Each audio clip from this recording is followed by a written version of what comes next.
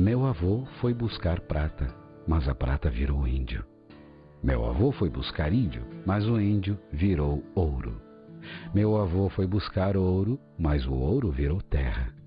Meu avô foi buscar terra, mas a terra virou fronteira. Meu avô, ainda intrigado, foi modelar a fronteira. E o Brasil tomou forma de harpa.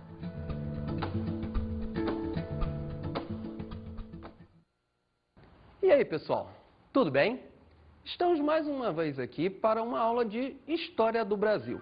O tema de hoje é a expansão territorial brasileira. Vamos ver como que o nosso país, que era apenas as atuais regiões Nordeste e Sudeste, se transformaram nesse gigante, incluindo as regiões Norte, Centro-Oeste e Sul. Mas interessante quando estudamos esse assunto é perceber que o povo brasileiro desconhece basicamente como se deu esse processo. E o mais curioso é ver que muitos brasileiros talvez saibam mais sobre a expansão norte-americana do que a brasileira. Para comentar esse fato, expansão brasileira e expansão norte-americana, nossa equipe foi às ruas e fez uma pesquisa com os populares. Vamos assisti-la. Aqueles filmes de Bang Bang retratam o que na cabeça de vocês? Violência. Pra vocês, o que é que remete àquela cena, aqueles filmes de Bang Bang, do faroeste americano? Que vocês associam isso a quê? Violência. A violência só? Mas teria alguma conotação econômica, social, política, alguma coisa parecida? Talvez, pode ser também. Se eu perguntar a você, o que você lembra quando eu falo de filmes de faroeste e Bang Bang? Numa conotação histórica, você lembra de quê? Estados Unidos. Do Texas, do John Wayne, dos filmes antigos e tal. Teria alguma conotação política, econômica, alguma coisa? Sei lá. Não sei, sempre que falam disso eu lembro de cinema, então cinema já lembra política. Vem Estados Unidos, aquela coisa toda de mocinho, bandido, aquela briga. Nossa, cowboys foram os bandeirantes, não foram? Foram bandeirantes que foram avançando e escravizando os índios pra conseguir minério, né? Na mineração, não foi? Acho que foi isso, né? Fechou. E aí, pessoal? Deu para perceber como que as pessoas assistem o filme e não sabem nem do que ele estava tratando? Realmente, o faroeste, ou Bang Bang, está representando a conquista do oeste norte-americano. Far, longe. Oeste, oeste mesmo. O oeste distante. E na história do Brasil? O povo brasileiro conhece o nosso processo de expansão? Seria muito bom reconhecê-lo. Por quê? À medida que a gente conhece, a gente descobre as dificuldades, as transformações, nós passamos a valorizar bastante o nosso território. Passamos a amar mais o nosso país e não apenas, quando a seleção brasileira joga. Vamos então ver como se deu o processo de expansão territorial do nosso querido país. Vamos lá. Como se deu as origens do nosso processo de expansão? Vamos buscar as origens nas chamadas entradas. Por entradas, entendemos expedições oficiais do governo português, lá no século XVI, pós 1500, pós a chegada de Cabral, no qual os portugueses deram o reconhecimento do nosso território. É importante perceber que essas entradas, elas foram principalmente, basicamente, litorâneas, procurando verificar se existiam riquezas imediatas para o governo português lucrar no território brasileiro. Mas o processo de expansão mesmo se intensifica, mais especificamente na segunda metade do século XVI, a partir de 1580. Você já deve estar curioso, deve estar ansioso. E aí, Rogério, o que aconteceu em 1580?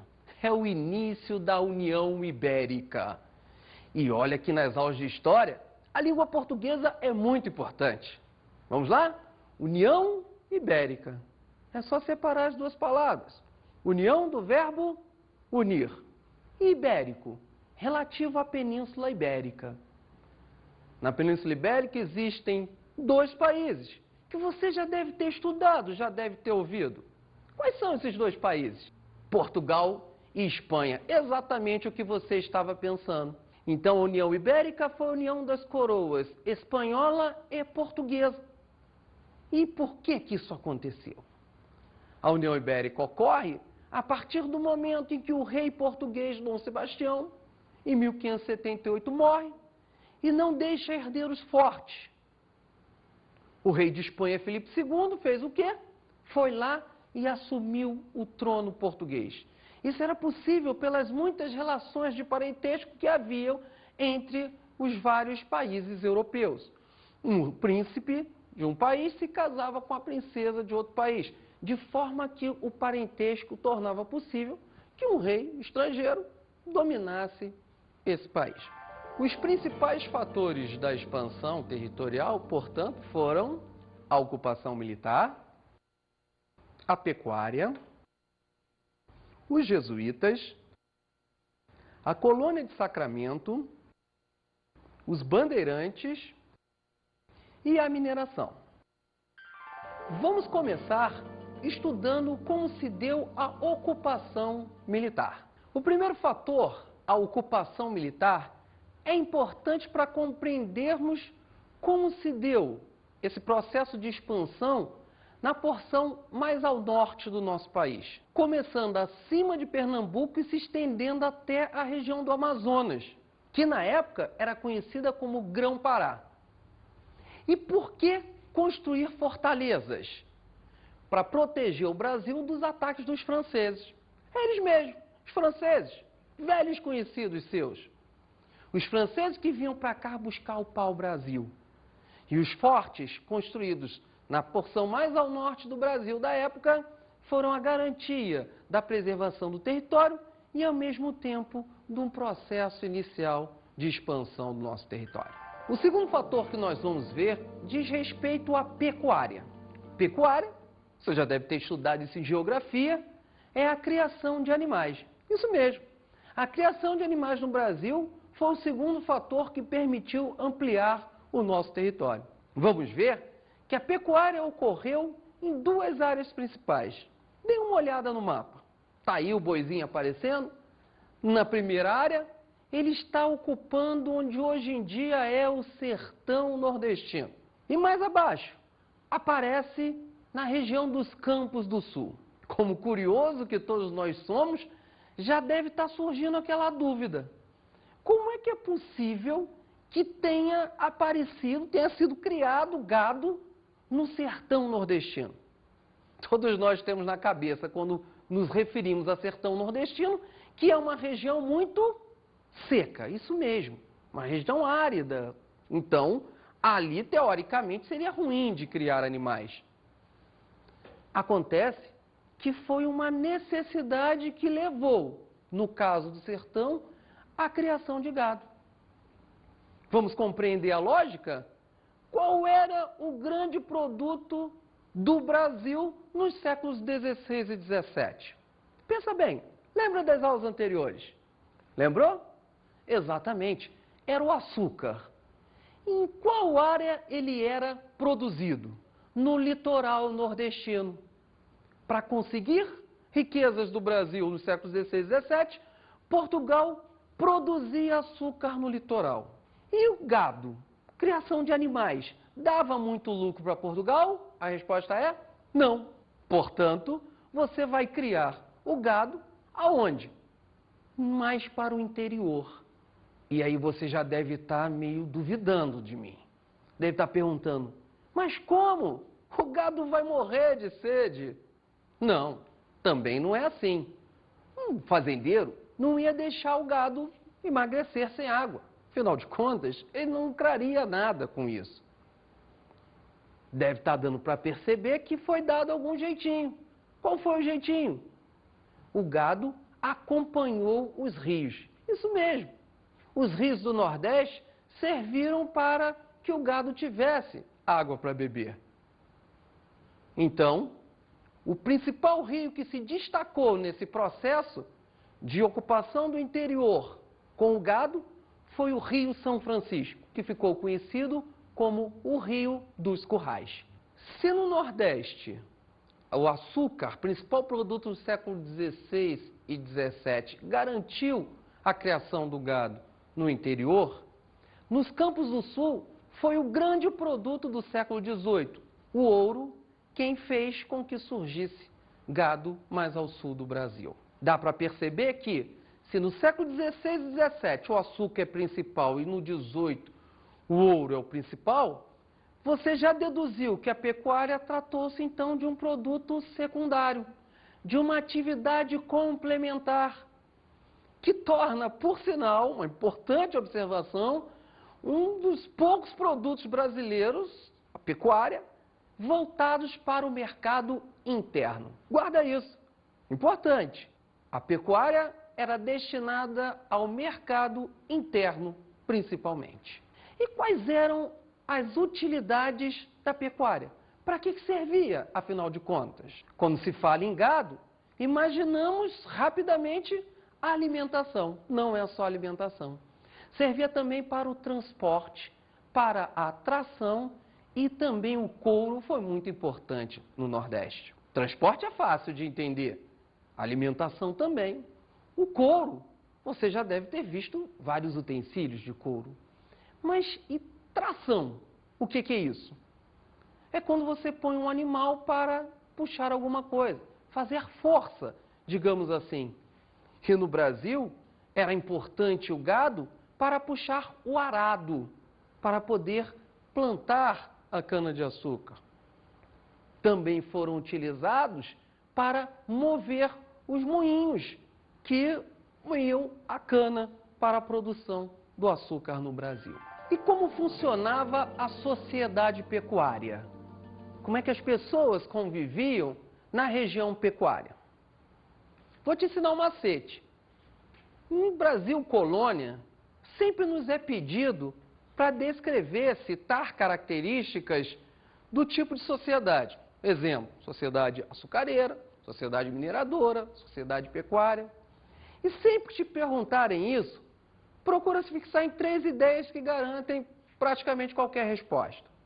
As 3 ideias são as seguintes.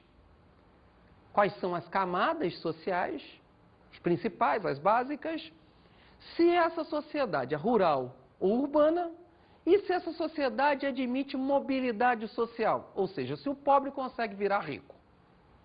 Vamos ver como é que funciona na sociedade pecuária? As camadas sociais da sociedade pecuária eram o vaqueiro e o pecuarista. O vaqueiro é o mais pobre e o pecuarista é o dono do gado, é o rico. Essa sociedade, ela é rural ou urbana? Você já imaginou, né, que você está criando o gado no interior, portanto ela é rural. E a mobilidade social? Essa é uma característica muito importante. Lá na região Nordeste, na pecuária nordestina, no sertão nordestino, era admitido mobilidade social. É isso mesmo que você entendeu. O vaqueiro tinha a possibilidade de se tornar pecuarista, dono de terras e de gado. Isso era possível porque tinham muitas terras no sertão nordestino e também porque uma das formas de pagamento era em gado. Depois de um certo tempo de trabalho, o vaqueiro ganhava cabeças de gado. É claro que ele ganhava pouca coisa, mas que com o passar dos tempos, com as gerações, eles podiam juntar uma quantidade de gado suficiente, se deslocar mais para o interior e se tornar um pecuarista. O próximo fator que vamos ver foram os jesuítas, que também contribuíram no processo de expansão territorial. A ordem dos jesuítas ou Companhia de Jesus você já deve ter estudado. Aquela de José de Anchieta, Manuel da Nóbrega, Antonil, que para cá vieram no processo de catequese indígena e educação dos brancos. No litoral, eles se dedicaram mais à educação dos brancos. O filho do branco, ao ser batizado, já era católico, mantendo-se no estudo numa escola jesuítica, ele permaneceria católico. E o indígena? O indígena precisava ser catequizado, ou seja, trazido para a fé católica. questão é que, gradativamente, com a chegada do branco no litoral, o indígena foi sendo expulso ou exterminado, eliminado ou levado para o interior do Brasil. Daí os jesuítas saíram procurando índios Brasil adentro. E quais foram as duas áreas nas quais os jesuítas encontraram indígenas e organizaram as missões jesuíticas? As duas áreas são a região amazônica e a região sul do Brasil. No norte amazônico, ocorreu a exploração das drogas do sertão. E o que são as drogas do sertão? São as chamadas especiarias brasileiras. Isso mesmo, cravo, canela, guaraná, baunilha, produtos que dão sabor aos alimentos e que eram explorados pelas missões jesuíticas. As missões, você lembra bem, era aquele aldeamento indígena onde o jesuíta cuidava da catequese. Mas ele deu um jeitinho também de produzir uma riqueza. Para quê? Para que se sustentasse a missão e pudessem ser criadas outras missões jesuíticas. Você já deve estar percebendo que na missão a mão de obra é do indígena. Vamos ver como isso funcionava num famoso filme chamado A Missão.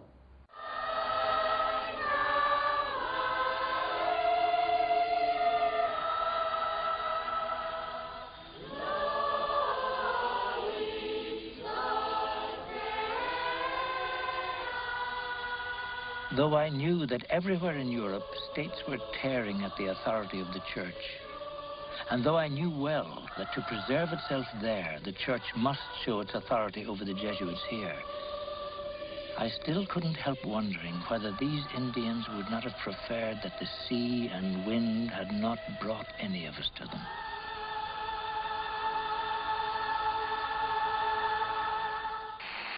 O próximo fator que vamos ver foi a Colônia de Sacramento, uma iniciativa oficial do governo português em criar uma colônia, uma área de exploração portuguesa próxima a Buenos Aires, na atual Argentina. Seria onde hoje em dia é o atual país Uruguai. Por que Portugal, em 1680, criou a Colônia de Sacramento? Você tem que perceber para isso a importância econômica daquela região. Percebam que a Argentina vem de argentum, em latim, prata. A Argentina, portanto, é a terra da prata. A Argentina, na realidade, era a terra por onde a prata escoava, através do Rio da Prata, desaguando no estuário desse rio, no Oceano Atlântico, onde estava a cidade de Buenos Aires. Portugal, ligado a interesses ingleses, monta uma colônia para facilitar o contrabando do ouro que vinha dos espanhóis. Esse ouro que era produzido em Potosí, lá em cima nos Andes, atual região da Bolívia.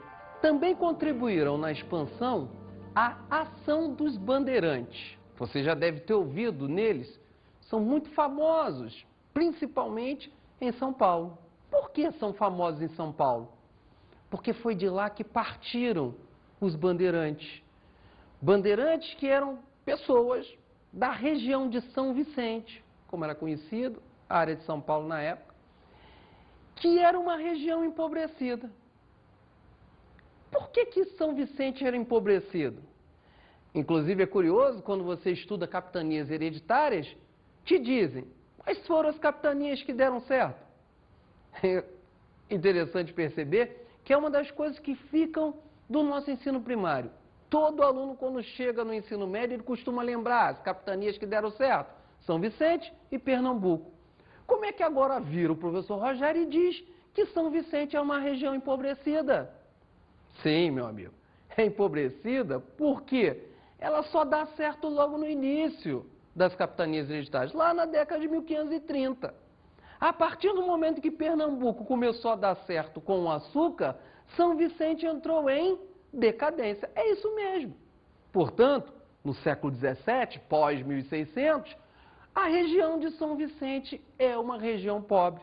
E o habitante dessa região vai procurar formas de conseguir alguma riqueza. E quais formas foram essas? Quais são os tipos de bandeira principais? Podemos citar 4 tipos. Foram caça ao índio, a busca do ouro, as monções e o sertanismo de contrato. Vamos ver cada um deles, começando pela caça ao índio. Quando falamos caça ao índio, não imagina que é um safari, quer dizer, o bandeirante não saiu perseguindo o índio para matar, não é nada disso. Buscava-se o índio para usar como mão de obra, é isso mesmo. Lembra que o índio também vai ser escravizado no Brasil, mas não confunda que o principal escravo no Brasil foi o negro africano, usados aonde? No litoral nordestino açucareiro e na região mineradora, ok? Bom, aonde buscar índios no Brasil?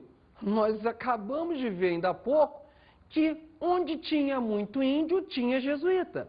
Portanto, tem índios no norte amazônico, tem índio no sul do Brasil. Você deve estar já pensando, o bandeirante andava de São Paulo até a região amazônica? Sim, andava. A pé, pessoal. Não tinha carro, não tinha trem, não tinha avião, nada disso, é a pé. Eles se dirigiam de São Paulo à região amazônica para buscar índios.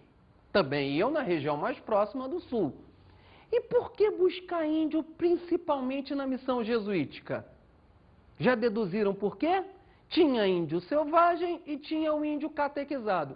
Qual dos dois você escolheria para usar em trabalhos forçados? Já deduziu? O índio das missões, ele é um índio dócil, é um índio catequizado. Era um índio mais fácil de você escravizar, menos resistente, digamos assim. A segunda das bandeiras foi a busca do ouro. Não é difícil imaginar por que o bandeirante, habitante de uma região empobrecida, sai procurando ouro. Isso mesmo, você já lembrou, era a principal riqueza do Brasil colônia, numa época do mercantilismo. Acumular metais preciosos era a forma de enriquecer. E o bandeirante queria enriquecer logo. Existia uma lenda do Eldorado, uma região cheia de ouro, que quem chegasse lá ficaria milionário. E o bandeirante saía atrás dessa lenda. Dá para perceber que havia uma conciliação entre a caça ao índio e a busca do ouro. Quando estava se dirigindo para a região sul ou para a região amazônica, eles aproveitavam para procurar o metal precioso. O terceiro tipo de bandeiras foram as monções. Essas são fáceis de explicar, rapidinho. São expedições partidas de São Vicente, normalmente pelo rio Tietê, indo em direção à região do Mato Grosso, principalmente. Eles levavam o quê? Produtos do litoral para o interior. E, finalmente, o quarto tipo de bandeiras, a quarta ação dos bandeirantes foi o sertanismo de contrato. O sertanismo de contrato era a prática de se contratar bandeirantes para agir contra índios revoltados ou contra escravos revoltados. Normalmente, quem contratava o bandeirante era alguém rico. E a riqueza, lá no século XVI e XVII, está no litoral nordestino. É isso mesmo. Os fazendeiros nordestinos contrataram bandeirantes, pessoas acostumadas a lidar com violência indígena, pessoas acostumadas a ir para o interior para agir na destruição de revoltas ou de núcleos quilombolas. Você tem que perceber que sertanismo vem da ideia de sertão. E no Brasil, né, dessa época, sertão é todo o interior, ok? Então, bastou ir para o interior que ele era um sertanista. De contrato, porque eles eram contratados. Muito importante quando a gente fala de sertanismo de contrato, é lembrar a destruição do mais importante quilombo do Brasil. Você lembra? O quilombo de Palmares. Esse mesmo. Dos líderes Gangazumba e de Zumbi dos Palmares. Esse quilombo que chegou a juntar várias centenas de negros lá na região do Amazonas ela vai ser destruída no final do século XVII por um bandeirante, pelo Domingos Jorge Velho. Finalmente chegamos à mineração. A descoberta de ouro e diamantes na região das Minas Gerais e arredores, a área do Centro-Oeste, permitiu a ocupação da região. Inclusive, foi um bandeirante, Antônio Rodrigues Arzão, que em 1693 fez a considerada primeira descoberta oficial de ouro na região das Minas. Dessa forma, chegamos ao fechamento da primeira parte da nossa aula, que mostra os fatores da expansão territorial brasileira. Vamos ver agora os tratados que o Brasil assinou para garantir a posse definitiva desse grande território. O primeiro tratado, assinado pós o Tratado de Tordesilhas de 1494, foi o Tratado de Lisboa, de 1681. Observe que estamos um ano após a criação da colônia de Sacramento e é o primeiro momento em que a Espanha reconhece a existência dessa área ocupada por Portugal. O segundo foi o Tratado de Utrecht, de 1713. Primeiro Tratado de Utrecht. Preste atenção e cuidado que esse é assinado com a França. Em 1713, Portugal e França discutiam questões de fronteira lá ao norte do Brasil, na região amazônica.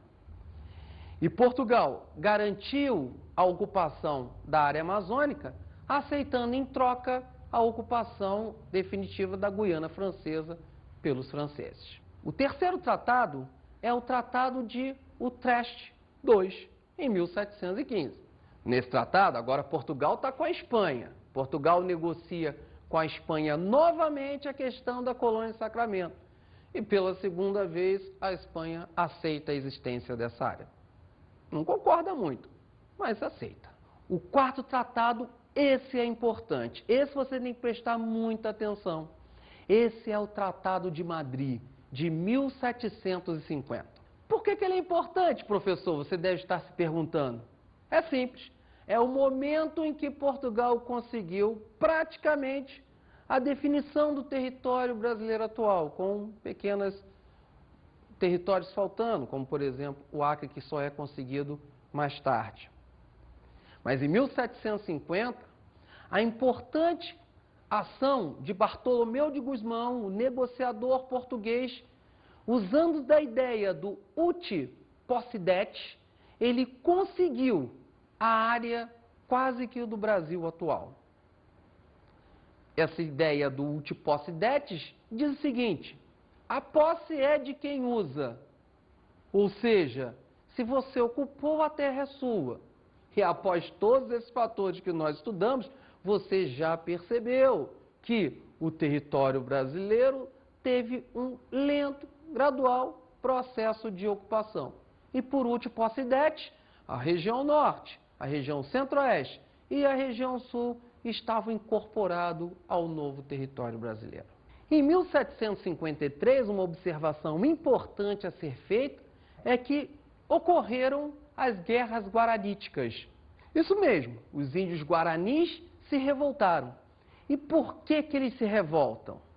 Foi aí que eu deixei para te dar a grande dica do Tratado de Madrid. É que Portugal, para conseguir todo aquele território, ele teve que ceder alguma coisa à Espanha. Ele cede a famosa colônia de Sacramento.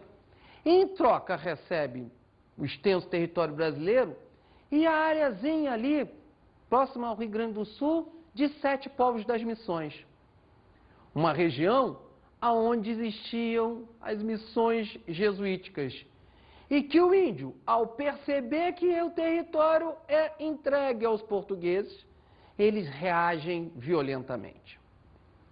Portugal agiu com violenta repressão, inclusive contou até com o apoio de espanhóis, mas, por mais índios que se massacrassem, existiam índios que fugiram para as áreas mais florestais e que ficavam aguardando para o contra-ataque, para atacar e matar portugueses. Isso nos leva ao próximo tratado, o Acordo de El Pardo, ou Tratado do Pardo, no qual o Marquês de Pombal, ministro que controlava Portugal e o Brasil nessa época, entre 1750 e 1777, Pombal resolveu voltar atrás. Devido às resistências indígenas, Portugal faz com que Utipocidete não valha, a Espanha pega o seu território de volta, Portugal pega a colônia de Sacramento de volta, voltou-se ao que era antes. Em 1777, o Tratado de Santo Ildefonso. Nesse momento, a região de Sete Paus das Missões é devolvida para os espanhóis. Em troca, o Brasil ganhou a ilha de Santa Catarina, que era ainda um território espanhol. E, finalmente, em 1801, o Tratado de Badajoz. Esse é muito fácil, é só lembrar do Tratado de Madrid. Voltam as regras do Tratado de Madrid. A configuração semelhante ao do território brasileiro, vejam no mapa, e a colônia de Sacramento devolvida aos espanhóis. Vamos agora à nossa dica de estudo.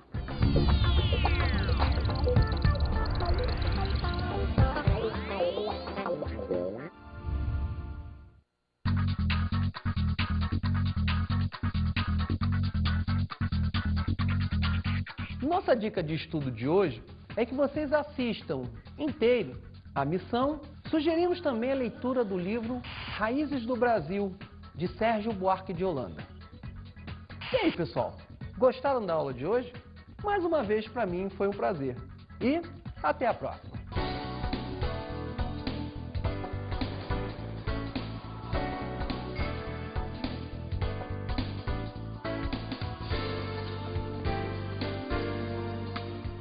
Na aula de hoje, estudamos a expansão territorial brasileira.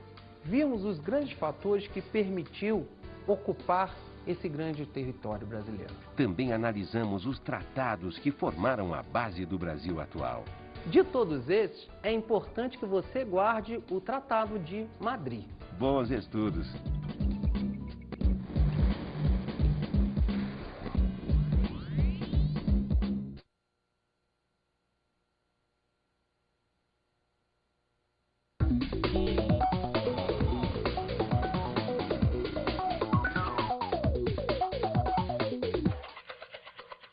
Caro colega, você deve ter percebido que essa aula tem muitas informações.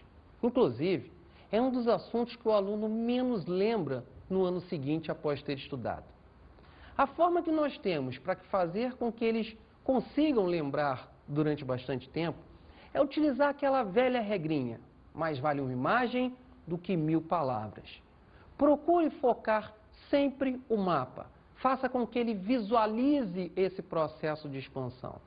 Permita que ele lembre, depois de um tempo, através do esquema, do desenho, do uso do mapa.